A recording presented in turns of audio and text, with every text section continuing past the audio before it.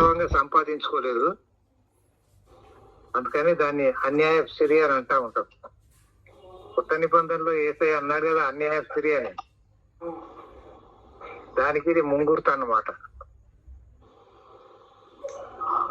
ఇంకొక standard point ఏంటంటే యేసయ్యను అమ్మేయడం 30 వెండి నాణేలకు.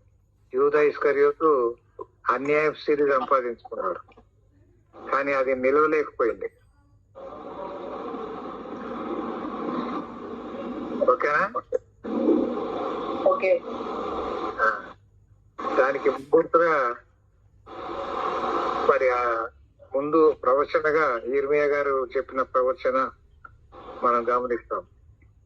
అకెళ్దామా కుమ్మరివాణి పొలం. Okay,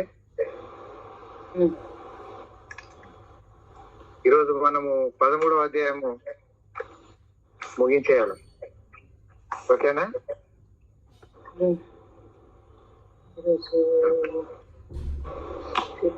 okay okay.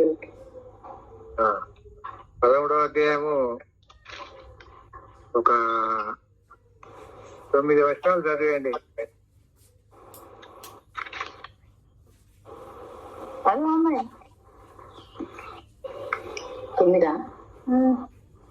మొదటి నుండి 9.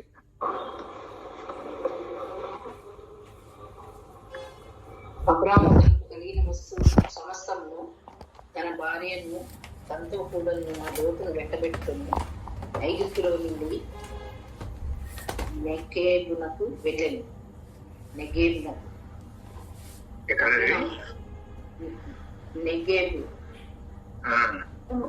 ఏంటి తెలుగు మర్చిపోతున్నావా? తెలుగు చాలా మిస్టేక్స్ అవుతున్నాయి జయన్నయ్య. Very good. నాకు ఏందో గాని చాలా మిస్టేక్స్ అవుతున్నాయి.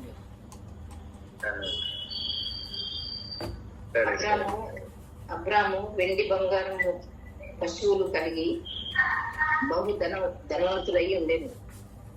అతను ప్రయాణం చేయించు దక్షిణం నుండి బేతేలు వరకు, అనగా బేతేలుకును హాయికిని మధ్య తన గుడారము మొదట ఉండిన స్థలం వరకు వెళ్ళి తాను మొదట బలిపీఠము కట్టిన చోట చేరాను. అక్కడ అబ్రాము యెహోవా నామమున ప్రార్థన చేశాడు. అబ్రాముతో కూడా వెళ్ళిన లోతుకును గొర్రెలు గొడ్లు గుడారం ఉండేను కనుక వారు కలిసి నివసించటకు ఆ ప్రదేశము చాలకపోయినది. ఎందుకనగా వారి ఆస్తి వారు కలిసి నివసించలేనంత విస్తారమై ఉండేది. అప్పుడు అబ్రాము పశువుల కాపరులకును లోతు పశువుల కాపరులకును కలహం పుట్టింది. ఆ కాలమందు కనానీయులు పెరిజ్జీలు ఆ దేశంలో కాపురం ఉండేది. కాబట్టి అబ్రాము మనం బంధువులను గనుక నాకును నీకును నా పశువుల కాపర్లకును నీ పశువుల కాపర్లకును కలహం ఉండకూడదు. ఈ దేశమంతయు నేనే చల్లినది కదా. దయచేసి నన్ను విడిచి వేరుగా ఉంటుంది. నీవు ఎడమ తట్టునకు వెళ్ళిన ఎడల నేను కుడి తట్టునకును, నీవు కుడి తట్టునకు వెళ్ళిన ఎడల నేను ఎడమ తట్టునకును వెళ్ళుదునని లోతుతో చెప్పగా.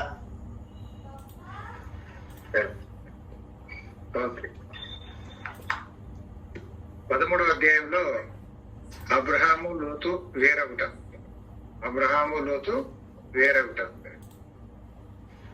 దేవుడు మొట్టమొదటిగా ఈ దేశం నుండి బయలుదేరిపోన్నాడు. 12వ అధ్యాయంలో ఏమన్నాడు? నీవు లేచి నీ దేశం నుండి నీ బంధువుల యుద్ధ నుండి, ఇవన్నీ చూసావా?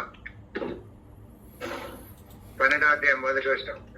దేశం నుండి వెళ్ళిపోవాలా, బంధువుల యుద్ధ నుండి వెళ్ళిపోవాలా, తండ్రి ఇంటి నుండి వెళ్ళిపోవాలా, దేవుడు చూపించే దేశానికి వెళ్ళాలి. 3 అన్నమాట. దేశం నుండి, బంధువుల యుద్ధ నుండి, తండ్రి ఇంటి నుండి. కానీ ఆయన చేసిన పొరపాటు ఏంటంటే తనకు దేవుడు చూపించిన ఆ యొక్క దర్శనం గాని వాగ్దానం గాని ఆయన వాళ్ళ తండ్రికి చెప్పుకుంటాడు. తండ్రి ఆధ్వర్యంలో వాళ్ళు బయలుదేరారు. హారాను వరకు వచ్చారు. దేవుడు అక్కడ ఆగమని చెప్పలేదు, కానీ వాళ్ళు ఆగిపోయారు. కానీ దాని వలన మరి నష్టాలు, కష్టాలు, ఇరుకులు, ఇబ్బందులు వచ్చాయి. యేసయ్యను చూడడానికి జ్ఞానులు వస్తున్నారు. మరి యెరూషలేముకు వెళ్ళమని దేవుడు చెప్పాడా? చెప్పలేదు. ఆ నక్షత్రం ఎట్లెట్ల పోతే వాళ్ళు అట్లట్లా పోవాలి అంతనే. కానీ వాళ్ళు యెరూషలేముకు వెళ్ళారు, హేరోదు దగ్గరికి వెళ్ళారు. అది కొంత నష్టం చేకూర్చింది. ఇవన్నీ కూడా ముంగుర్తులు, దృశ్యాలు, సాదృశ్యాలు. ఆ రీతిగా రెండవ మజిలీగా మనం గమనించినట్టయితే దేశం నుండి వెళ్ళాడు కానీ బంధువుల యుద్ధ నుండి వెళ్ళిపోలేదు. మూడవది తండ్రి ఇంటి నుండి వెళ్ళిపోలేదు. కాబట్టి హారాను దగ్గర తండ్రిని తీసేశాడు దేవుడు. తర్వాత ఇక అక్కడి నుండి బయలుదేరిపోయాడు. తర్వాత నేను నీకు చూపించు దేశం నాకు వెళ్ళుము అన్నాడు. సో అక్కడ చూపించే దేశానికి వెళ్ళాడు. మనము అపోస్తలుల కార్యం 7వ అధ్యాయంలో కొంత బేస్ తీసుకొని ఇక్కడ దాకా వచ్చాం. తర్వాత ఆయనకంటూ కొంత ఆస్తి ఉంది. మరి తీరా కరువు వచ్చినప్పుడు ఐగుప్తుకి వెళ్ళాడు. ఐగుప్తుకి వెళ్ళడంలో దేవుని సంకల్పం లేదు, కానీ అబ్రహాం వెళ్ళాడు. అక్కడికి పోవడం మూలన నష్టాలు వచ్చినాయి, కష్టాలు వచ్చినాయి. ఆ నష్టాలు, కష్టాలు పోను అన్యాయపు స్త్రీ కూడా తెచ్చుకున్నాడు. అన్యాయపు స్త్రీ అనే దాంట్లో మొదటిది సొమ్ములు సోపులు తెచ్చుకున్నాడు. రెండవది ఆగర్ను తెచ్చుకున్నాడు. 2 రకాల నష్టాలు అయిపోయినాయి. శరీరాశ, నేత్రాశ, జీవోద్దంభం అనే వాటిని మనం చూస్తూ ఉంటాం. ఒకవేళ ఫరో ఆయనకు అది ఇచ్చినా అబ్రాహాం తీసుకోకపోవాల్సింది. కానీ అక్కడ మొహమాటం అనేది అడ్డొచ్చింది. ఆ మొహమాటాన్ని కూడా అబ్రాహాం లోనైపోయాడు. సరే, మళ్ళీ అక్కడి నుండి ఇప్పుడు 13వ అధ్యాయంకి వచ్చేసాం. 13వ అధ్యాయంకి వచ్చిన తర్వాత మొదటి వచనంలో అన్ని సమకూర్చుకొని ఐగుప్తులో నుండి బయలుదేరాడు అన్నాడు. కింద మరి ఆ ప్రదేశం పేరు ఉంది కదా, కింద దానికి మీనింగ్ ఇచ్చాడు. చూసావా ఏమిచ్చాడు మీనింగ్? దక్షిణ పాలస్తీనా. దానికి ఏం పేరు అంట? నెగెబు. పాలస్తీనా దేశంలో దక్షిణ భాగం అన్నమాట. పాలస్తీనా దేశం అంటే కనానే అన్నమాట. పాలస్తీనా దేశం అంటే ఏంటి? కనాను. మరి ఈ పాలస్తీనా దేశంలో 3 భాగాలు మనం చూస్తూ ఉంటాం. పైన ఉత్తరంలో ఒకటి, దక్షిణంలో ఒకటి, మధ్యలో ఒకటి. గలిలయ, సమరయ, యూదయ. గలిలయ, సమరయ, యూదయ. మనకు మ్యాపులు పెడతాడు వెనకాల. ఆ మ్యాపుల్లో మనం చూస్తూ ఉంటాం.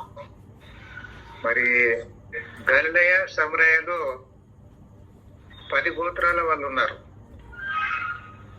యూదయ ప్రాంతంలో 2 గోత్రాల వాళ్ళు ఉన్నారు. యూదా గోత్రము, బెన్యామిన్ గోత్రం.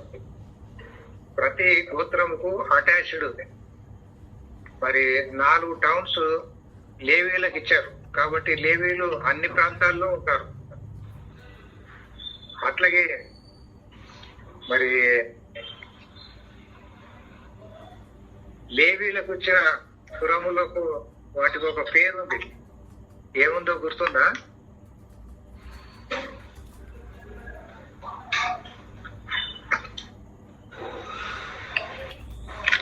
లేవీలకు కొన్ని పురాలు ఇచ్చారు కదా.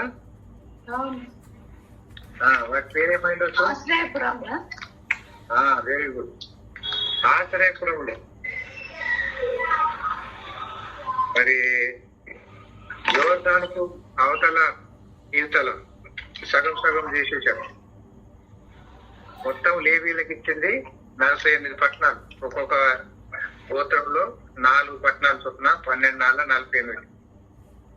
సో ప్రతి గోత్రం ప్రాంతంలో లేవీలు ఉంటారు.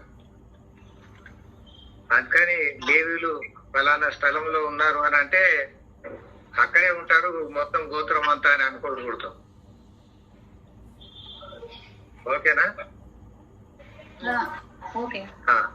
29వ అధ్యాయంలో అట్లాగే 49వ అధ్యాయంలో మనం గమనిస్తే 29, 30 అధ్యాయాలు 49వ అధ్యాయంలో ఈ 12 మంది సంగతి మనం చదువుతాం. దాన్ని కూడా మనం ఒకసారి ధ్యానిస్తాము.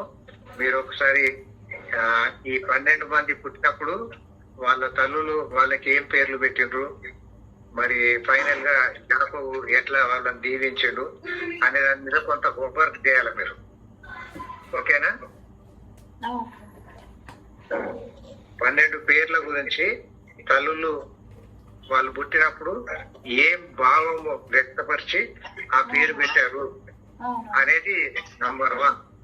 49వ అధ్యాయంలో యాకోబు ప్రతి గోత్రానికి దీవెనలు ఇచ్చాడు.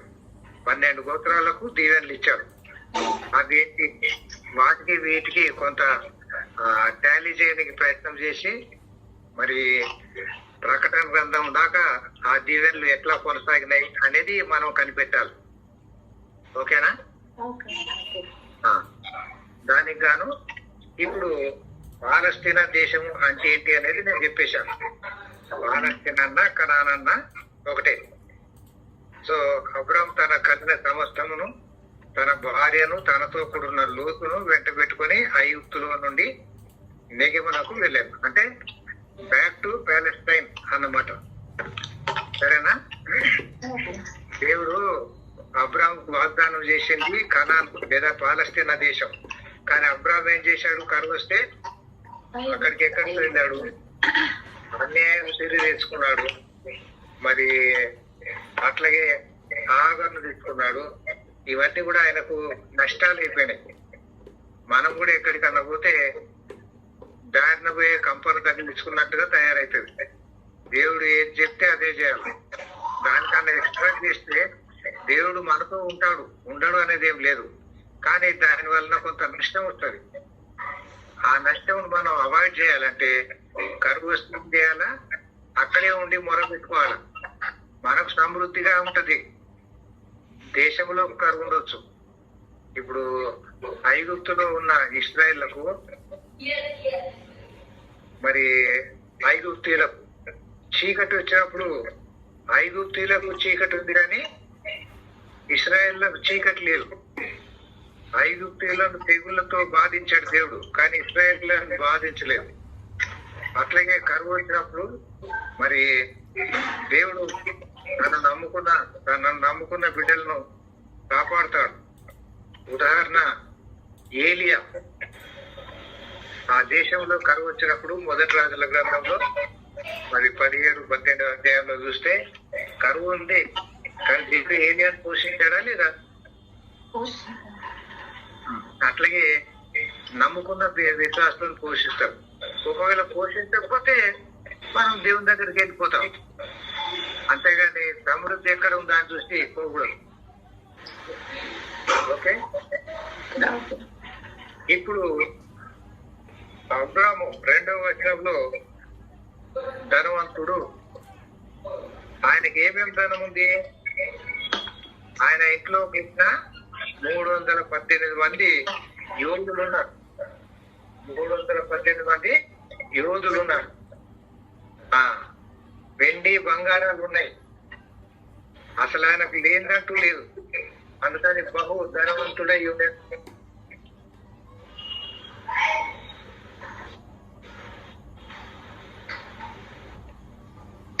ఆయన చాలా ఆస్తి వలన ఏమొస్తుంది? కష్టాలు వస్తాయి. ఆస్తి వలన ఏమొస్తుంది? ఆ, మరి ఆస్తి కావాలనుకుంటే ఏమొస్తుంది? ఆస్తి వలన కష్టాలు వస్తాయి. అందుకని అన్న వస్త్రములు కలిగి తృప్తి పడి ఉందాము అని పౌరులు అంటాడు కదా. కాబట్టి ఆస్తి ఎక్కువే దేవుని మీద ఉండే ఆశ కంటే, గురి కంటే ఆస్తి మీద గురి ఎక్కువైపోతుంది. దాన్ని కాపాడుకోనికి దేశ ప్రయత్నాలు అంటుంటా ఉంటాయి. కాబట్టి ఎక్కువ సంపాదించుకోవడం, ఎక్కువ కూడబెట్టడం అనేది దేవుని సంకల్పంలో లేదు. ఆ విషయం మనం గమనిద్దాం. మరి దేవుని పనిలో ఉన్న వాళ్ళకి దేవుని పని ముందుకు తీసుకొని పోనీకి కూడా మనకు కొంత బాధ్యత ఉంది అనేది ఈ సందర్భంగా మనం గమనించాలి. తర్వాత ఇప్పుడు మళ్ళీ ఆయన మొట్టమొదటి ఎక్కడ బలిపీఠం కట్టాడో అక్కడికి రమ్మన్నాడు. బ్యాక్ టు బేతేల్ అంటాడు దీన్ని. Back to Bethel. యాకోబు కూడా చెప్తాడు బ్యాక్ టు బేతేల్ అంటాడు. అట్లా అబ్రహామును కూడా బ్యాక్ టు బేతేల్ అన్నాడు. బేతేల్, బేత్ అంటే గృహము, ఎల్ అంటే దేవుడు. ఎల్ బేతేల్ అంటే బేతేలు దేవుడే దేవుడు. కాబట్టి అక్కడికి మళ్ళీ అబ్రహాం వెళ్ళిపోయాడు. అక్కడ వెళ్ళిపోయిన చోట ఏం చేశాడు? మళ్ళీ 4-5 వచనాలు.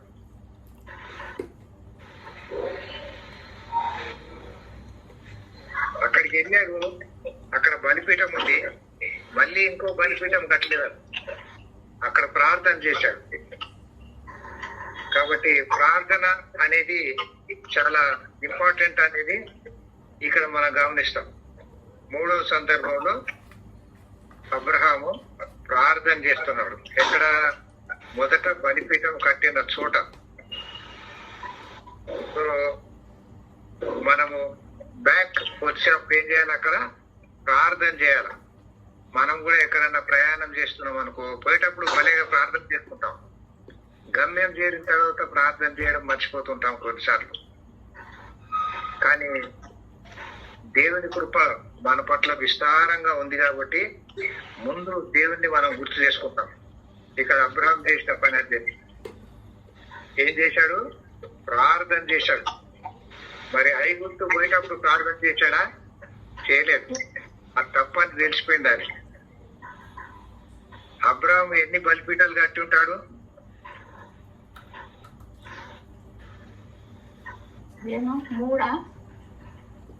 4 కట్టాడు. 4 బలిపీఠాలు కట్టాడు. 12వ అధ్యాయంలో 7వ వచనంలో, 8వ వచనంలో, 10వ వచనంలో, 9వ వచనం, 9వ వచనం, 13వ అధ్యాయంలో 8వ వచనం, 18వ వచనంలో ఆయన బలిపీఠాలు కట్టినట్టు మనం చూస్తాం.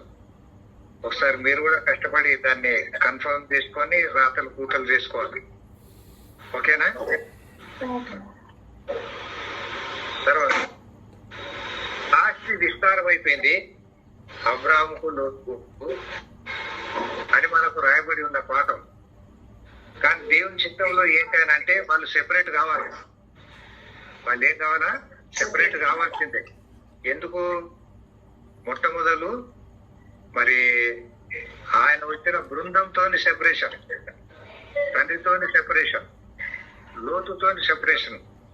కాబట్టి సెపరేషన్ థియరీ అనేది ఉండాలి. దేవుని చిత్తంలో సెపరేషన్ థియరీ ఆదికాండం 1వ అధ్యాయంలోనే మనం చూస్తాం.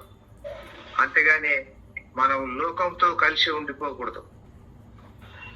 లోకము నుండి వేరే సిలువను మోయవలను అని పాట పాడుకుంటూ ఉంటాం. అంతేగాని లోకంతో సమ్మిళితమైపోయి వాళ్ళతో కక్ష కొనసాగుతూ ఉంటే నష్టాలు ఎక్కువ వస్తాయి. అందుకని లోకం నుండి మనము వేరైపోవాలి. కాబట్టి ఇక్కడ లోకము, లోతు లోకంలో ఉన్నాడు. లోతు ఎక్కడ ఉన్నాడు? లోకంలో ఉన్నాడు. ఎప్పుడు లోకంలోకి వెళ్ళాడు? అబ్రహాంతో వేరైతే లోకంలోకి వెళ్ళిపోయాడు. అబ్రహాంతో వేరైనప్పుడు సహవాసంలో ఉన్నాడు. అబ్రాహం నుండి వేరైపోయిన తర్వాత లోకంలోకి వెళ్ళాడు. లోకంలో ఉన్న ఏంటి అనేది మనం గమనించినట్టయితే మొట్టమొదలు లోతు సొదొమకు దగ్గరగా తన గుడారాన్ని వేశాడు. సొదొమకు దగ్గరగా గుడారం వేశాడు. కాలక్రమేపీ ఆయన సొదొమలో చేరిపోయాడు. తర్వాత సొదొమకు మరి ఒక మేయర్ లాగా తయారైపోయాడు. దాని మీద మరి న్యాయం తీర్చే ఆ యొక్క సీన్ లో మనం ఆయనను చూస్తూ ఉంటాం. కాబట్టి మనం లోకానికి న్యాయం తీర్చేది దేవుని చిత్తం లేదు. కాబట్టి న్యాయము తీర్పు అనేది తాను రిజర్వ్ చేసుకున్నాడు దేవుడు. మనం లోకానికి తీర్పు తీర్చేది ఏం లేదు. మరి దేవుడు విశ్వాసస్తులకు దేవుదూతల మీద తీర్పు ఇచ్చే ఆధిక్యత ఇచ్చాడు, లోకం మీద కాదు. ఎందుకంటే మనం లోకంలో ఉన్నాము, లోకంతో ఉన్నాము. లోకంలోని మాలిన్యం మన కొంత అంటుకుంటా ఉంటది. మనం నీతివంతులమని ఎవరికన్నా చెప్తే నీ ఒక్కడివేనా, మేము కాదా అని అడుగుతారు. కాబట్టి దేవుడు మనకిచ్చే ఆధిక్యత మనకు ఉంటది. మనం సొంతగా సంపాదించుకునేది ఏం లేదు. కానీ లోతు ఏం చేశాడు, సొంతగా సంపాదించుకుంటా ఉన్నాడు. ఆయనకు అప్పటికే బోలెడు ఉంది, కానీ సొదొమ వైపు వెళ్ళాడు. ఎందుకు? మొదటిది పశువుల కాపర్ల మధ్యలో కొట్లాటలు, రెండవది ఆయన శరీరాశ, నేత్రాశ, జీవోద్దంభం అనే వాటిని చూస్తా ఉన్నాం కదా. ఆదికాండం 3వ అధ్యాయంలో సాతాను చూపిస్తా ఉన్నాడు అవ్వకి. అవ్వ చూసి అప్రిషియేట్ చేసి పారేసింది, శరీరాశ, నేత్రాశ, జీవోద్దంభం. అట్లాగే లోతు కూడా చూసి శరీరాశ, నేత్రాశ, జీవోద్దంభం. అంటే ఈ లోకపు అద్దాలు సాతాను ఇచ్చేస్తారు మనకి. ఈ చూడు ఎట్లా బాగుందో, ఆ చూడు ఎట్లా బాగుందో అనేది కూడా మనం హిప్నోటైజ్ అయిపోతాం, ఆకర్షించబడతాం. లోకంలో ఉన్న అంత శరీరాశ, నేత్రాశ, జీవోద్దంభం అని యోహాన్ పత్రికలో యోహాన్ చెప్పుకొస్తాడు. అది లోకంలో ఉంది, అది పరలోకంలో లేదని. కాబట్టి పరలోకంలో ఎంత గొప్పగా ఉంటుందంటే, మన వారు చనిపోయిన వాళ్ళు ఉంటారు అనుకో, వాళ్ళు పరలోకం పోతారు కదా, మనం కూడా పరలోకం పోతాం కదా. అక్కడ ఈ లోకంలో ఉన్నటువంటి అనురాగము, ఆప్యాయత అనేటివి ఉండవు. ఆ అనురాగము, ఆప్యాయత అనేది శరీరం వరకే, ఆత్మ వరకు లేదు. ఆ విషయాన్ని దావీదు కుమారుడు చనిపోయినప్పుడు ఒకటి గమనిస్తాం. యేసయ్య కూడా మరి అక్కడ పెళ్లి చేసుకున్నారు, పెళ్లికి ఇవ్వబడరు అని చెప్పుకొచ్చారు. కాబట్టి శరీరాశ, నేత్రాశ, జీవోద్దంభం అనేది శాతాన్ని ఇచ్చాడు, లోకం ఇచ్చింది. అది అట్రాక్షన్. మరి అది మనల్ని దూరం ఉంటారు. కాబట్టి లోకం ముందుకు వెళ్ళాడు, దగ్గర నుండి దూరం అయ్యాడు. అక్కడికి పోయిన తర్వాత అక్కడ మరి సొదొమ లోపలికి వెళ్ళిపోయాడు. సొదొమ నుండి భార్యను సంపాదించుకున్నాడు. ఫైనల్ గా ఆయన దాన్ని వదిలిపెట్టేటప్పుడు భార్య కూడా సగం దూరం వచ్చేసి అక్కడికి క్లోజ్ అయిపోయింది. యేసయ్య ఏమంటున్నాడు,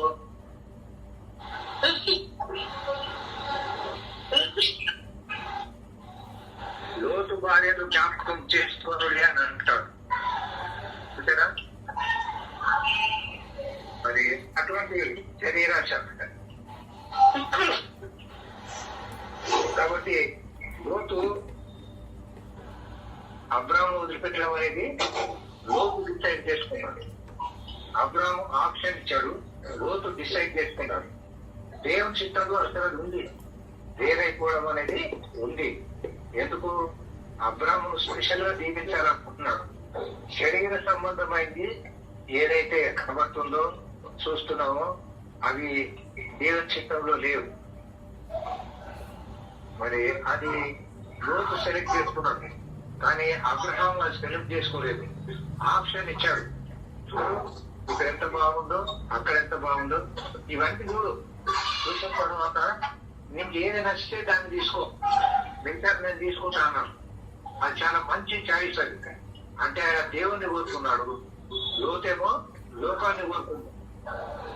అదనమాట. ఇప్పుడు యేసయ్య కూడా మరి మత్తయి సువార్త 4వ అధ్యాయంలో, లూకా సువార్త 4వ అధ్యాయంలో సాతాను మరి శోధనలు అనేవి మనం చూస్తూ ఉంటాం. మరి లోకమంతా చూపిస్తాడు సాతాను యేసయ్యకు. నీకు ఇది కావాలంటే నాకు నమస్కారం పెట్టు, అంతే చాలన్నాడు. మరి ఆదాము కూడా ఆ శరీరాశ, నేత్రాశ, జీవోత్సవంలో చూసుకొని దేవుడు వదిలిపెట్టేశాడు. కానీ కడపది ఆగాను అది వద్దన్నాడు. అతడు దేవుణ్ణి శోధించొద్దు అన్నాడు. అదన్నమాట. కాబట్టి శోధనకు మనము చోటు ఇవ్వకూడదు అంటాడు యాకోబు.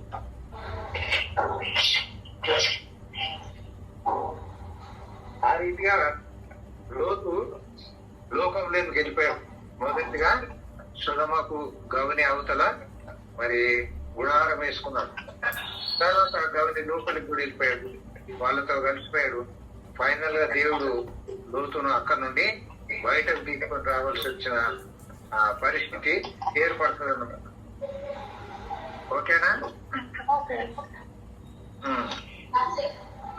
మరి 10వ వచనం చూడండి. లోతు తన కన్నులెత్తి యోర్దాను ప్రాంతం అంటుని చూశాడు. ఇది నేత్రాశ. కన్నులెత్తి యోర్దాను ప్రాంతం అంటుని చూశాడు. ఇది నేత్రాశ, శరీరాశ, నేత్రాశ, జీవపు డంబం. మరి మొదలేమో అన్ని బాగానే ఉన్నాయని వెళ్ళిపోయాడు. అనుగుణంగా మనం ఏం చూస్తున్నామో నేత్రాశను చూస్తా ఉన్నాం. తర్వాత మరి సుధమ మీద ఆయన ఆధిపత్యం చెలాయిస్తా ఉన్నాడు. అది జీవపు డంబం, జీవపు డంబం. మరి క్రైస్తవులకు పాలిటిక్స్ కు సంబంధం లేదు. పాలిటిక్స్ లోకంలో ఉంటాయి, మరి బిలీవర్స్ లో ఉండకూడదు. కానీ ఈ మధ్య మరి ఈ యొక్క ఆవగింజ కూర మొక్క లాంటి మొక్క ఏమైంది, పెద్ద వృక్షం లాగా అయిపోయింది. దాని వలన పక్షులు వచ్చి దాని నీళ్లను ఆశ్రయించాయి. పక్షులు సాతానుకు దృశ్యాలు, సాదృశ్యాలు. ఎప్పుడైతే ఎక్కువ ఏదైతే పెరుగుతుందో, ఎక్కువ ఆస్తి పెరిగినా, ఎక్కువ ఏదైనా పెరిగితే అది చివరికి అది ఏమంటారు, శరీరాశ, నేత్రాశ, జీవ కుటుంబం. కాబట్టి మరి లోతు ఏం చేశాడు? 11వ వచనం. కాబట్టి లోతు తనకు యోర్దాను ప్రాంతం అంతటిని ఏర్పరచుకొని తూర్పుగా ప్రయాణం చేశాడు. తూర్పుగా ప్రయాణం చేస్తాం. అబ్రాము దక్షిణ దిక్కు ప్రయత్నం చేస్తా ఉన్నాడు. ఏనేటి పోతా ఉన్నాడు? తూర్పుగా పోతా ఉన్నాడు. యోర్దాను ప్రాంతం ఏర్పరచుకున్నాడు. యోర్దాను అనేది చాలా మంచిది, కానీ దానికి దగ్గరనే ఏముంది? ఎరికో ఉంది. దాని దగ్గరనే ఏముంది? ఎరికో ఉంది. యెరూషలేము శాంతి సమాధాన అధిపతి యొక్క పట్టణం, దేవుని పట్టణం. యేసయ్య లూకా సువార్త 10వ అధ్యాయంలో మంచి సమరయుని కథ చెప్పుకొచ్చాడు. అందులో యెరూషలేము నుండి ఎరికోకు వెళ్ళుచు అంటారు. ఫైనల్ గా యేసయ్య ఏం చేశాడు? కలువరి శిలువకు వెళ్ళక ముందు ఎరికో నుండి యెరూషలేముకి వెళ్తున్నాడు. ఎరికో నుండి యెరూషలేముకి వెళ్తున్నాడు. కథ చెప్పినప్పుడు ఏం చేశాడు? యెరూషలేము నుండి ఎరికోకు వెళ్తున్నాడు, దొంగ చేత కుట్టకున్న వ్యక్తి అని. మరి వ్యాఖ్యానకర్తలు ఏం చెప్తారంటే, యూదా ఇస్కరియోతు యెరూషలేము వాడే అంటాం. కానీ వాళ్ళ పితరులు అక్కడి నుండి ఎరుకోకి వెళ్ళి సెటిల్ అయిపోయారంట. ఎరుకోలో ఈ యూదా ఇస్కరియోతు ఉన్నాడు. యేసయ్యను గురించి విన్నాడు. అక్కడ నుండి ఆయనకు ఏదో ఒక తొందరగా పైకి చేరిపోవాలి, తొందరగా సంపాదించాలి, తొందరగా అనే ఆ ఆశ ఆసక్తి ఎక్కువ ఉండే. కాబట్టి యేసయ్య దగ్గరికి వెళ్ళిపోతే గారడి సింహం లాగా ఆయన ఏమైనా దొరుకుతుంది అని అనుకున్నాడు. ఫైనల్ గా అన్యాయపు సిరి సంపాదించుకున్నాడు ఆయన. కాబట్టి ఈ లోకం మనకు అన్యాయపు సిరిని ఇస్తా ఉంటది. ఆ అన్యాయపు సిరి కొరకు మనం ఆత్రపడడం అనేది దేవుని చిత్తంలో లేదు. కాబట్టి ఇక్కడ లోతు మరి యోర్దాను వలె యెహోవా దేవుని తోట వలె అని చెప్పుకొస్తాడు. దాన్ని ఇంకా ఐగుప్తు దేశానికి కంపేర్ చేస్తా ఉన్నాడు. ఐగుప్తులో నైల్ నది ఉంది, సారవంతమైన దేశం అది, అట్లా ఉంది అని అనుకుంటున్నాడు లోతు 11వ వచనం. కాబట్టి లోతు తనకు యోర్దాను ప్రాంతం అంతటిని ఏర్పరచుకొని తూర్పుగా ప్రయాణం చేశాడు. తూర్పుగా పోకూడదు వెళ్ళాడు. మరి యోనా కూడా ఆయన పందిరి వేసుకున్నాడు. తూర్పు గాలి వచ్చింది చూసారా, దక్షిణపు గాలి, తూర్పు గాలి, ఇట్లా ఒక్కొక్క గాలి అనేది బైబిల్లో చెప్తా ఉంటాడు. దాన్ని కూడా మనం చిన్న హోంవర్క్ లాగా తీసుకొని మనం కొంత మ్యాటర్ తయారు చేసుకుంటే మంచిది. తూర్పు గాలికి పురుగులు పడతాయంట, అదే అంటారు, తూర్పు గాలికి పురుగు వస్తుంది. అదే దేవుడు బైబిల్లో చెప్పిండు ముందే, అవి మనం కనిపెడతా ఉండాలి. వాక్యం మీ కొంత ఇచ్చట కొంత అచ్చట వచ్చును అని అంటాడు. మరి యోబు గ్రంథంలో కూడా మనం చూస్తాం. ఈ రోజుల్లో ఇంటర్నెట్ అందుబాటులో ఉంది కాబట్టి ఇంటర్నెట్ లో అడిగితే బైబిల్ ఇది ఎక్కడుంది, అది ఎక్కడుంది, అదేంటి, ఇదేంటి, తూర్పు గాలి ఎక్కడుంది, దక్షిణపు గాలి ఏం చేస్తుంది అని అడిగితే తక్కువ వస్తుంది. పాతకాలంలో అంత చదివి నేను సొంతగా కష్టపడి నోట్స్ రాసుకున్నా. సో ఇప్పుడు ఆ కష్టాలు ఏం లేవు. తర్వాత అట్లు వాళ్ళు ఒకరినొకరు వేరైపోయినారు. కానీ అబ్రాము యొక్క మనసు మాత్రము లోతు వైపే ఉంది. అబ్రాము యొక్క మనసు మాత్రము మనం రక్త సంబంధులము, మనం ఒకటి అనే భావం ఆయన వదిలిపెట్టుకోలేదు. సహోదరులు ఐక్యత కలిగి నివసించట ఎంత మేలు, ఎంత మనోహరం. కాబట్టి సెపరేట్ అయిపోయిన అబ్రాము ఆయనను అన్యాయస్తునిగా, లోకస్తునిగా, మరి నా నుండి వేరైపోయాడు, నాతో గొడవ పెట్టుకున్నాడు అనే ఉద్దేశాన్ని పెట్టుకోలేదు ఆయన. అబ్రాము మంచి మనసు కలిగి ఉన్నాడు. అది 12వ వచనం. అబ్రాము మనము చదివేటప్పుడు కొంచెం జాగ్రత్తగా ఉండాలి. ఇక్కడ అబ్రాము అని ఉంటది, అబ్రహాము అని ఉండదు. అబ్రహాము అని దేవుడు చెప్పేంత వరకు మనం అబ్రామే అంటుండాలి. షారయి అని ఉంటది, షారయి అని అంటూ ఉండాలి. దేవుడు షారా అని పిలిచేంత వరకు షారా అని మనం అనకూడదు. మనకు చదివేటప్పుడు కొంచెం జాగ్రత్తగా చదివితే మనం ఏం చదువుతున్నాం అనేది మనం కొంచెం కంట్రోల్లో ఉంటాం. కంట్రోల్లో ఉండడం అనేది ఎంతైనా అవసరం. లోతు ఆ మైదానం అందున్న పట్టణముల ప్రదేశములలో కాపురం ఉండి సొదొమ దగ్గర తన గుడారము వేసుకున్నాడు. సొదొమ లోపట వేసుకోలేదు, సొదొమ దగ్గర వేసుకున్నాడు. ఇప్పుడు వీళ్ళు ఎక్కడెక్కడ పోతుందో అక్కడ వీళ్ళ ఆస్తి మీద కూడా లోకానికి కన్నుంది. వీళ్ళ ఆస్తి మీద కూడా లోకానికి కన్నుంది. అట్లాగే మనము మిగతా మరి దైవజనుల విషయంలో కూడా చూస్తూ ఉంటాం. దైవజనుల దగ్గర ఎక్కువ ఆస్తి ఉంటే లోకం చూస్తూ ఉంటది వాళ్ళని. మీరు గమనించారో లేదో, ఏ వాళ్ళకు చాలా ఆస్తి ఉంటుంది. ఆ ఆస్తిలో కొంచెం సంపాదించుకుందామని చాలా మంది అనుకున్నారు. అందుకని ఆయన వెనకాల పడ్డారు. మరి ఆయన ఏమి వదులుకోలేదు, అది వదులుకోలేదు, లోకంలో వదులుకోలేదు. మరి ఆయన అప్పుడప్పుడు బాగానే మాట్లాడతాడు, కానీ అప్పుడప్పుడు అట్లట్లా మాట్లాడుతూ ఉంటాడు. మరి ఇదంతా కూడా లోకము నుండి వేరై అనేది కనబడదు మనకు. ఆయన ఇంకా లోకంలో ఉన్నాడు అనేది కనబడుతుంది. కాబట్టి లోతు ఛాయలు మరి విశ్వాసుల్లో ఉండకూడదు, కానీ ఉంటున్నాయి. ఆ ఛాయలు వాళ్ళ నుంచి తొలగించుకోవడం దేవునికి దినదినము యేసుకు దగ్గరగా చేరుతా అనే ఒక పాట ఉంటుంది. అట్లా మనం దినదినం యేసు దగ్గరికి చేరాలి. మన ఆత్మీయ జీవితం ఎట్లా ఉంది? మన ఆత్మీయ జీవితము యేసయ్యకు దగ్గరగా చేరుతున్నామా? మరి అన్యాయస్తుడికి, లోకంలోనికి, సుధమలోనికి చేరే పరిస్థితి మనకుందా అనేది మనం కనిపెడుతూ ఉండాలి. 13వ వచనం, సుధమ మనుషులు దుష్టులను యెహోవా దృష్టికి బహు పాపులునై ఉండిరి. మరి పేతుడు అంటాడు, నీతిమంతుడైన లూతు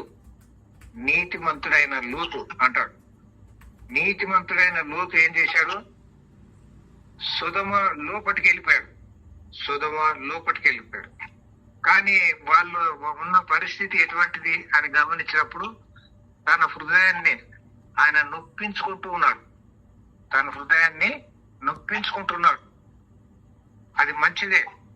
సెపరేషన్ రావాల్సి వచ్చినప్పుడు ఆయనకి ఎక్కువ టైం పట్టలేదు, సెపరేషన్ గానికి సిద్ధపడ్డాడు. అదే తను కాబోయే అల్లుళ్ళు అట్లా సిద్ధపడలేదు. వాళ్ళని కూడా వదిలించుకోమని దేవుడు నడిపించాడు ఆయన. కాబట్టి వాళ్ళు ఎట్లా ఉన్నారు అని ఇంట్రొడక్షన్ దేవుడు ముందు చెప్తున్నాడు. 13వ అధ్యాయము 13వ వచనం, అదే అధ్యాయము అదే వచనం అనే లెక్కలు మరి మనం అప్పుడప్పుడు కనిపెట్టి చూస్తూ ఉండాలి. మార్కు 16:16 ఇట్లాంటివి అన్నమాట. అట్లాగే 3:16 గోల్డెన్ టెక్స్ట్, గోల్డెన్ వర్సెస్ అంటా ఉంటాం వీటిని. సో ఇక్కడ 13:13లో ఏముంది? సుధమ మనుషులు దుష్టులను యెహోవా దృష్టికి బహు పాపులునై ఉండిరి. మరి మనము చాలా సార్లు రెఫరెన్సులు చెప్పడానికి మనకి ఇబ్బంది అవుతా ఉంటది. ఇట్లాంటివన్నీ ఒక్కొక్కటి మనం సమకూర్చుకొని మనము రాసి పెట్టుకొని అప్పుడప్పుడు వాటిని ఈ పేజీలు తిప్పినట్టుగా తిప్పుతా ఉంటే మనకి ఇవి బై హార్ట్ కూడా ఉంటాయి. ఆ రీతిగా నాకు కొన్ని వేల వచనాలు ఈజీగా రెఫరెన్స్లు చెప్పడానికి అవకాశం వచ్చింది. మరి మనం ప్రాక్టీస్ చేయాలి. ప్రాక్టీస్ చేస్తే దేవుడు కూడా ఇస్తాడు. అట్లా వాక్యం మీకు కొంత ఇచ్చట కొంత అచ్చట వచ్చును. అంతేగాని అన్ని ఒక చోట ఏమి ఉండవు. మనము ఇటు నుండి అటు నుండి ఇటు ట్రాన్స్పోజ్ చేస్తా ఉంటేనే దాని లోతైన సత్యాలు మర్మాలు చెప్పనికి అర్థం చేసుకోనికి దేవుడు అవకాశం ఇస్తాడు. సీక్రెట్ ఇదే అన్నమాట. కాబట్టి వాక్యము మొదలేం చూడాలా? గోల్డెన్ టెక్స్ట్లు చూడాలి. అదే అధ్యాయము అదే వచనం చూడాలి. దాని తర్వాత ఏ అధ్యాయంకు ఏ ప్రాముఖ్యత, కీ వర్స్ అంటూ ఉంటాం. మరి ఆ గ్రంథంలో ఉన్న అధ్యాయాలన్నీ మధ్యలో ఏముంది, వెనకాల ఏముంది అనేది దాన్ని రెఫర్ చేసి రాసుకుంటా ఉండాలి మనమే నోట్స్. అప్పుడు మనకు దాని మీద మంచి గ్రిప్ వస్తూ ఉంటుంది. ఆ రీతిగా 13వ అధ్యాయం 10వ వచనంలో ఏముంది? సుధమ జనాలు ఎట్లా ఉన్నారో కనబడుతుంది. వాళ్ళ ఆంతర్యం ఎట్లా ఉందో కనబడతా ఉంది. వాళ్ళు బహుపాపులు అంటున్నాడు.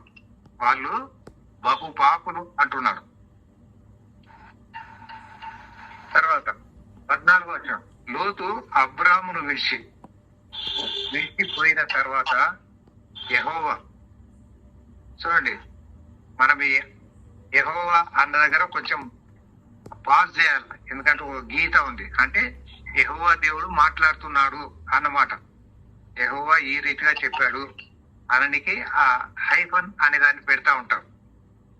మనం ఈ పంక్చుయేషన్, బైబిల్ పంక్చుయేషన్ మనం ప్రాక్టీస్ లో పెట్టుకోవాలా, చదివేటప్పుడు ఎక్కడ ఎట్లా పాస్ చేయాలా అనేది మనం గమనిస్తూ ఉంటాం.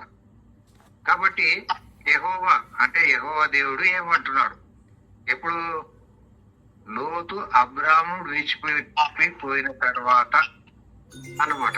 యెహోవా ఏమంటున్నాడు, ఇదిగో నీ కన్నులెత్తి నీవు ఉన్న చోటు నుండి ఉత్తరపు తట్టు, దక్షిణపు తట్టు, తూర్పు తట్టు, పడమర తట్టు అంటే ఆల్ డైరెక్షన్స్ ఏం చేయాలంట, all direction. News paper north, south, east, west news paper అట్లా నువ్వు అంతా తిరగవయ్య అన్నాడు. ఎందుకు, ఇదంతా నీకు ఇస్తా కాబట్టి నువ్వు ఒక్క చోట కూర్చోకూడదు, అంతా తిరిగేసురా అని చెప్పాడు. అందుకే అప్పుడు ఆ 12వ అధ్యాయంలో మరి పై నుండి కింది దాకా, దక్షిణ దిక్కు దాకా మరి అప్పుడప్పుడు ఏసయ సందర్భంలో కూడా దాను నుండి బేర్షెబా వరకు అని అంటూ ఉంటాడు. అంటే పొడుగు అంతా చూశాడు, వెడల్పు అంతా చూశాడు. ఏసయ్య కూడా అట్లాగే ఈ దేశమంతా చూశాడు. పాలు తేనెలు ప్రవహించు దేశము అన్నాడు. పాలు తేనెలు ప్రవహించు దేశము అన్నాడు. పాలు అంటే వాక్యము, తేనెలు అంటే వాక్యం. ఆ వాక్యము శరీరధారి అయి కృపాశక్తి సంపూర్ణుడుగా మన మధ్య నివసించెను. మరి పాలు తేనెలు ప్రవహించినట్టు అని అంటాడు. అంటే యేసయ్య ఆ రీతిగా ప్రవహించాడు. వాక్యము అనే వాక్యం ప్రవహించింది అనే సత్యాన్ని మనం ఇక్కడ గుర్తు చేసుకుంటాం. కాబట్టి వాక్యం ఎట్లా పోతా ఉంది, వాక్యం బహు వేగముగా పరిగెత్తును అంటాడు, వడివడిగా పోతే. ఆ వాక్యమే శరీరధారి అయి కృపాశక్తి సంపూర్ణుడుగా మన మధ్య నివసించాడు. ఆ వాక్యం ఏమైందంట, శరీరధారి అయి. యోహాను సువార్త 1వ అధ్యాయం 14వ వచనం. కొంతమంది ఏమంటారు ఉంటారంటే అవతారం అంటారు. మనకు అవతారాలు లేవు. బైబిల్లో దేవుడు అవతారాల గురించి, అవతారము అనే దాని విషయంలో ప్రస్తావన తీసుకురాడు. మరి యేసుక్రీస్తు అవతారమా, శరీరధారి అని చెప్పాలి. అది పర్ఫెక్ట్ వర్డ్. చాలా మంది పాస్టర్లు, బోధకులు కూడా అవతారం అంటూ ఉంటారు. అది ఎంత ప్రమాదం. మరి ఇంద్రధనుసు అంటారు. బైబిల్లో కూడా పాతకాలంలో రాశారు అట్లా. పాపనోళ్ళ ట్రాన్స్లేషన్ కదా, అట్లా ఉంటది. కానీ మనం దాన్ని విశ్లేషించాలా, అది తప్పు అని తెలుసుకొని ఆ ఉచ్చారణ అనేది మార్చుకోవాలి. కాబట్టి ఈత ఏమయ్యాడు, శరీరావతారిగా అని అంటూ ఉంటారు. శరీరధారి, శిలువధారి, విన్నావా, ధరించిన వాడు. దారి అంటే ఏంటి, ధరించిన వాడు, విలువను ధరించిన వాడు. శరీరాన్ని ధరించాడు. నీవు నాకు ఒక గుడారమును అనుగ్రహించితివి అంటాడు. ఆ గుడారమే ఈ శరీరధారి.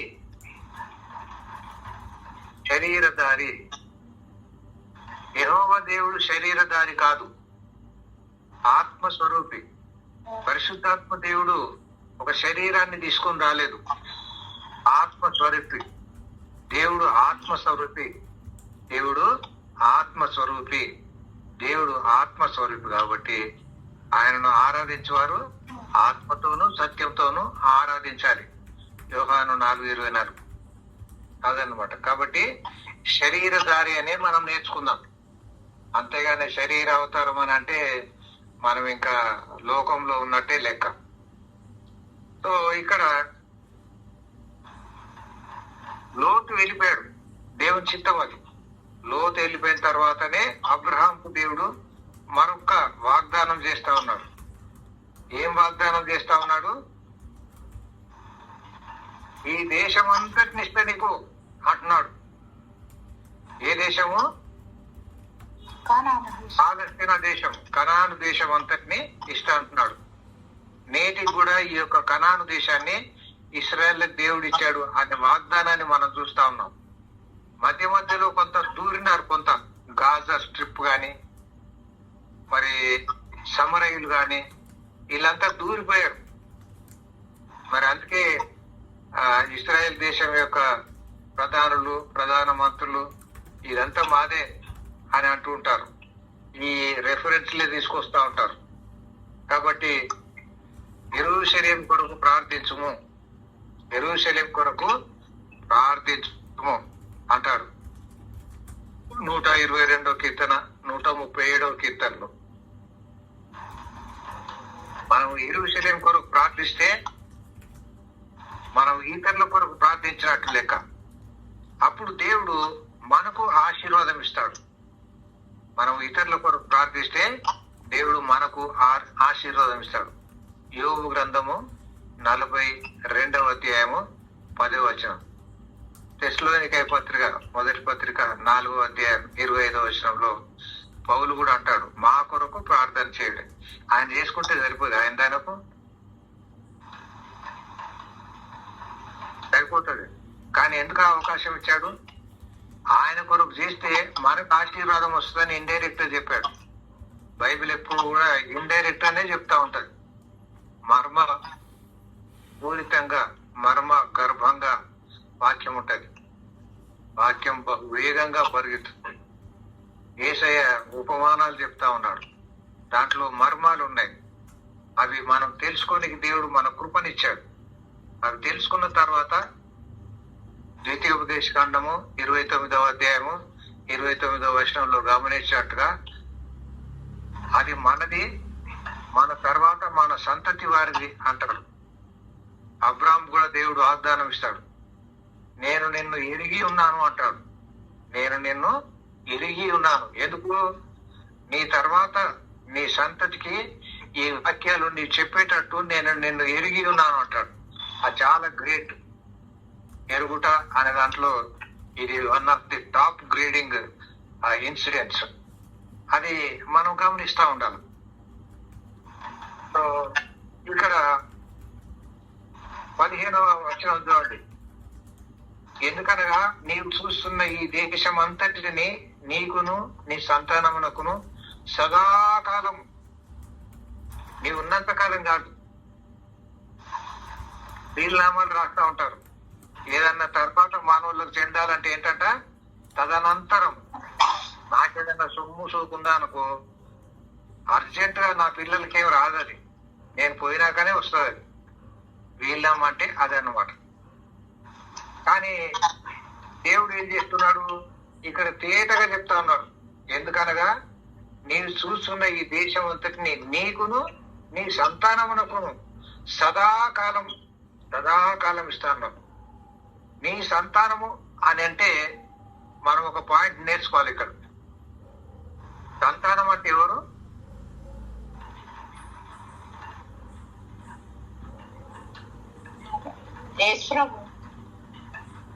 Very good. మొదటి ఏమనాలా? మత్తయి సువార్త 1వ అధ్యాయం 1వ వచనం. అబ్రహాము కుమారుడగు దావీదు కుమారుడైన యేసుక్రీస్తు వంశావళి. అదన్నమాట. యేసుక్రీస్తులో మన స్వాస్థ్యం ఉంది. ఆ రీతిగా మనకు కూడా వస్తుంది. అనమాట. కాబట్టి నీ సంతానము అని అంటే క్రీస్తు అన్నమాట. 3వ అధ్యాయం 15వ వచనంలో చూసినాం కదా, స్త్రీ సంతానము కదా. అది ఇక్కడ ఇది ట్రాన్స్పోజ్ చే.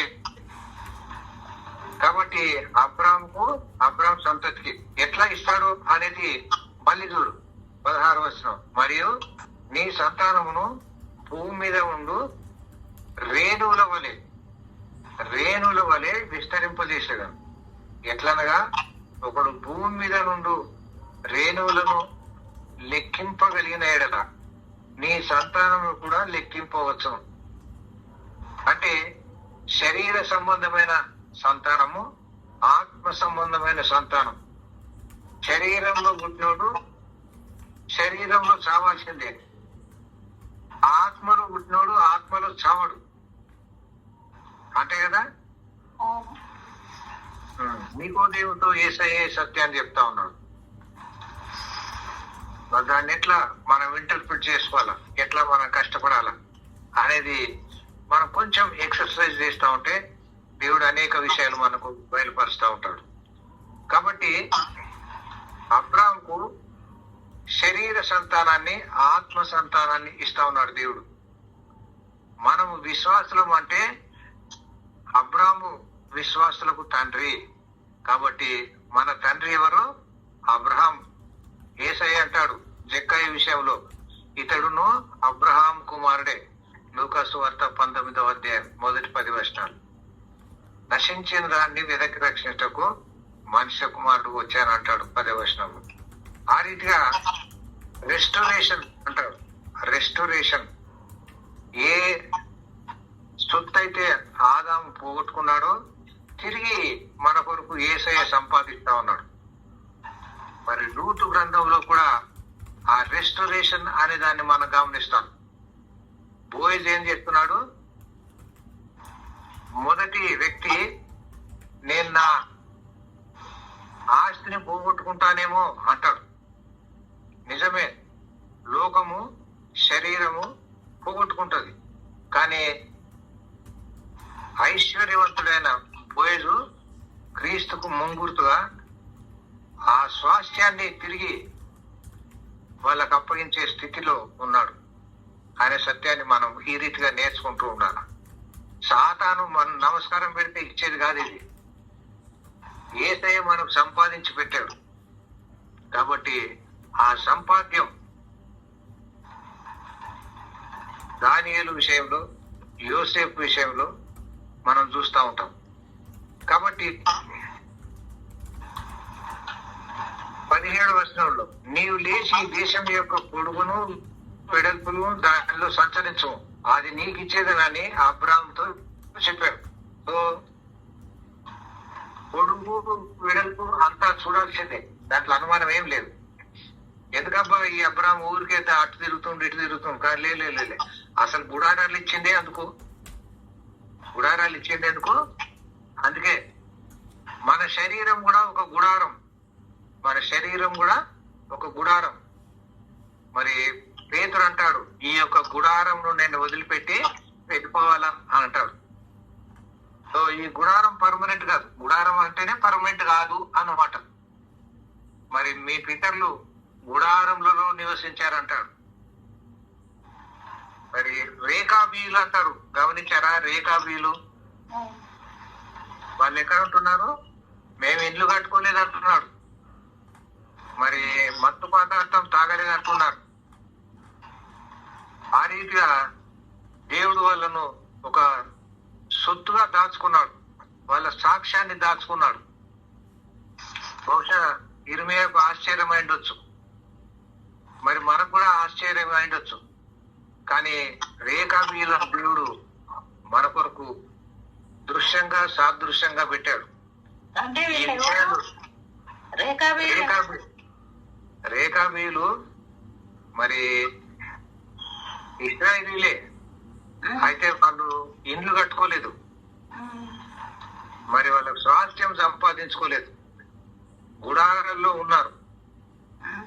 వాళ్ళ ప్రియుడు రేఖాబు.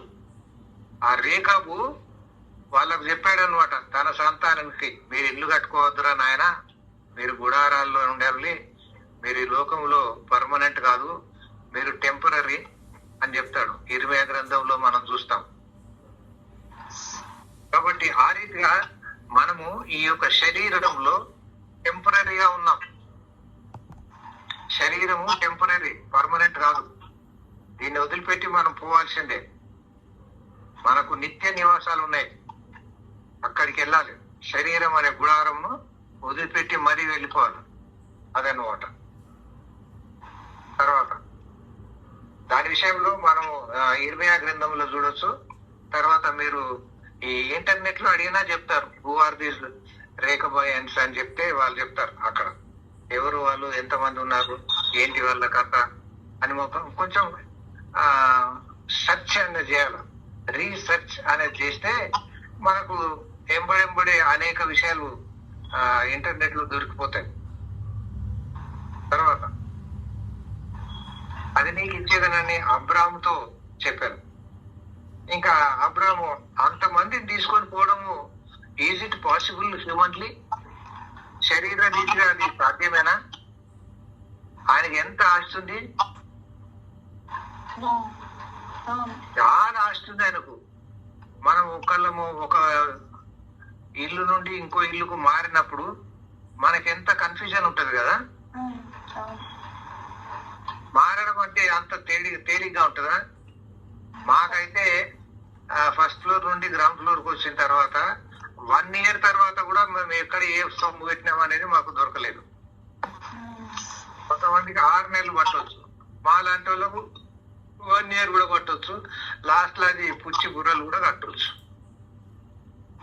అట్లాంటిది అబ్రాము ఇంతమందిని వేసుకొని ఉత్తర దిక్కు నుండి దక్షిణ దిక్కు వరకు ఆయన పోతున్నాడు, తూర్పు దిక్కు నుండి పడమటి దిక్కు వరకు వెళ్ళిపోతున్నాడు. ఇంతమందిని వేసుకొని వెళ్తున్నాడు అంటే నిజంగా అబ్రామ్ ఈజ్ గ్రేట్. అది నీకు ఇస్తానని దేవుడు చెప్పాడు. అందుకొరకు ఆయన సంచరించవలసి వచ్చింది. ఎందుకు? ఆయన సంతానమైన ఇశ్రాయేలుకు అది దేవుడు వాగ్దానం చేశాడు. అదనమాట 18వ వచనం. అప్పుడు అబ్రాము తన గుడారం తీసి హెబ్రోనులోని మమ్రే దగ్గరనున్న సింధూర వృక్ష వనములో దిగి అక్కడ యెహోవాకు బలిపీఠం కట్టాను. ఇది 3వ బలిపీఠం. ఎంతో బలిపీఠము? 12వ అధ్యాయం 7వ వచనంలో ఒకటి, 9వ వచనంలో ఒకటి, 13వ అధ్యాయము 18వ వచనంలో ఒకటి. 13వ అధ్యాయంలో మరి 4వ వచనంలో ప్రార్థన మాత్రమే చేసిండు. అది బలిపీఠం కాదు, అది గుర్తుపెట్టుకుందాం. సరేనా? సింధూర వృక్షము అంటే ఎరుపు రంగు కలిగిన వృక్షం. మనకు మోతుగాకులు, మోతుకు చెట్టు ఉంటది కదా, దాని పువ్వులు ఎట్లుంటాయి? అట్లాంటివన్నీ చాలా ఉందనుకో, అది సింధూర వనం అనుకో అనొచ్చు కదా. ఇక్కడ ఇంకో రకమైన చెట్లు ఉంటాయి. ఆ సింధూరం అది రక్తానికి దృశ్యము, సాదృశ్యం. అక్కడ అబ్రాము ఉన్నాడు. దేవుడు ఆయనను అక్కడ దర్శించాడు కదా. అందుకని ఈ సింధూర వృక్షాలు, సింధూర వృక్షం కూడా చాలా ఇంపార్టెంట్. ఆయన గుర్తుపెట్టుకొని వృక్షాలు ఎన్ని చెప్పుకుంటాయి బైబిల్లో, దేనికి ఏది సాదృశ్యము అనేది మనం లెక్కలేసుకోవాలి. మరి ఇశ్రాయేళ్ల విషయంలో, విశ్వాసుల విషయంలో కూడా న్యాయాధిపతుల గ్రంథము 9వ అధ్యాయంలో మరి 3 చెట్ల గురించి, ఒక పొద గురించి చెప్తాడు. 3 చెట్ల గురించి, ఒక పొద గురించి. అంజూరపు చెట్టు, ఓలివ చెట్టు, ద్రాక్ష చెట్లు, ముండ్ల పొద. ముండ్ల చెట్టు అనడు, ముండ్ల పొద. ఆదికాండం 3వ అధ్యాయంలో మరి దేవుడు ఆదామును శపించినప్పుడు ముండ్ల పొద అన్నాడు. ఆ ముండ్ల పొదనే ముండ్ల కిరీటంగా మరి పరమగీతంలో కూడా బలురక్కసి చెట్లలో నా ప్రియుడు ఉన్నాడు అని అంటాడు. కాబట్టి అటువంటి ముండ్ల కిరీటము ఎందుకో చెప్పిందంటే ఆదాము పాపం చేసినందువలన ఆ శాపం వలన వచ్చింది. అది కథ. కాబట్టి మనం 13వ అధ్యాయము ముగించేశాం. అబ్రాహాము అక్కడ బలిపీఠం కట్టాడు, మరి దేవుడు అక్కడ ప్రత్యక్షమయ్యాడు. ఓకేనా? ప్రార్థన చేసుకుందామా? ప్రభువా మా దేవా, మరి మాకు ఇచ్చిన మంచి బైబిల్ క్లాస్ ను బట్టి నీకు వందనాలు. అనేక విషయాలు మాకు ఇచ్చావు. వాటన్నిటిని మేము మళ్ళీ ఒకసారి నెమరు వేసుకోవాలి, రికార్డ్ చేసి ఉంటారు. మీ బిడ్డలు వాటిని అనలైజ్ చేసుకోవాలి, ఎడిటింగ్ చేసుకోవాలి. మరి దాన్ని అందరికీ ప్రయోజనకరంగా పర్మనెంట్ రికార్డ్ గా ఉంచడానికి మరి రాజుకు, చిట్టికి, వీళ్ళందరికీ నీ యొక్క సహాయ సహకారాలు అందించవలసిన ప్రార్థిస్తున్నాం. ఇజ్రాయెల్ ను, చిట్టిని వేరు ప్రేమించి వారికి 2 కొడుకుల్ని, 1 బిడ్డనిచ్చారు. వారందరూ విశ్వాసంలో ఉన్నారు. నీకు వందనాలు. వారి కుటుంబాలు విశ్వాసంలో ఉన్నాయి. నీకు వందనాలు. వాళ్ళని శరీర రీతిగా ఆత్మీయ రీతిగా ఆశీర్వదించాల్సిన ప్రార్థిస్తాం. అట్లాగే ఆ అమ్మాయిని సూర్యుని మీరు ప్రేమించి వాళ్ళకి 2 కుమారులను ఇచ్చారు. వారి కుటుంబాలను ఆశీర్వదించండి, బలపరచండి. మరి ఆత్మీయ రీతిగా ప్రత్యేకమైన బలం దయచేయండి. మరి చిట్టి కుటుంబంలో గున్నాను, అమ్మాయి కుటుంబంలో రాజును మరి నీ యొక్క వాక్యం బోధించే స్థితిలోనికి హెచ్చించావు. నీకు వందనాలు. ఇంకా వాళ్ళు అనేకమైన విషయాలు నేర్చుకోవడంలో, రికార్డ్ చేసుకోవడం విషయంలో, అనలైజ్ చేసే విషయంలో వారికి నీ యొక్క ప్రత్యేకమైన తర్ఫీదు దయచేయవలసిందిగా రాజు కొడుకును కూడా నీ యొక్క కృపలో వాడుకొని ముందు ఎట్లా నడిపిస్తావో తెలీదు. మరి అబ్రహాం ఎట్లా తన సంతతికి నేర్పించాడు, దావీదు తన తరం వారికి సేవ చేసి ఎట్లా నిద్రించాడు అనే మాట మేము అపోస్తలుల కార్యం 13వ అధ్యాయం 37వ వచనంలో చూస్తూ ఉంటాం. ఆ రీతిగా మా తరములకు మేము సేవ చేయాలి. మా తర్వాత తరం వాళ్ళు ఆ తరం వారికి సేవ చేయాలి. ఆ తర్వాత తరం వాళ్ళు వాళ్ళ తరంకు సేవ చేయాలి. అది నీ సంకల్పం. ఆ రీతిగా రాజు కొడుకును మీరు ఆశీర్వదించి మీ యొక్క కృపను పాలిస్తూ ఉన్నందుకు నీకు వందనాలు. ఇంకా బిడ్డను వాడుకోవాల్సిందిగా ప్రార్థిస్తున్నాం. మరి చిట్టికి ఆపరేషన్ అయింది, ఎంతవరకు బాగా అయిపోయింది. నీకు వందనాలు. కంట్లకు మంచి చూపు వచ్చింది. నీకు వందనాలు ప్రభా. అట్లాగే మరి శరీర రీతిగా ఆత్మీయ రీతిగా వీరందరినీ కూడా మీరు మీ యొక్క ప్రత్యేకమైన ఆశీర్వాదంతో నింపి కొనసాగింపజేయవలసిందిగా మహిమ ఘనత ప్రభువు నీకు ఆరోపిస్తూ యేసుక్రీస్తు ప్రభు వారి ఘనమైన నామలో స్తుతించి వేడుకుంటున్నాం ప్రభా. ఆమేన్. ఆమేన్. ఆమేన్. ఆమేన్.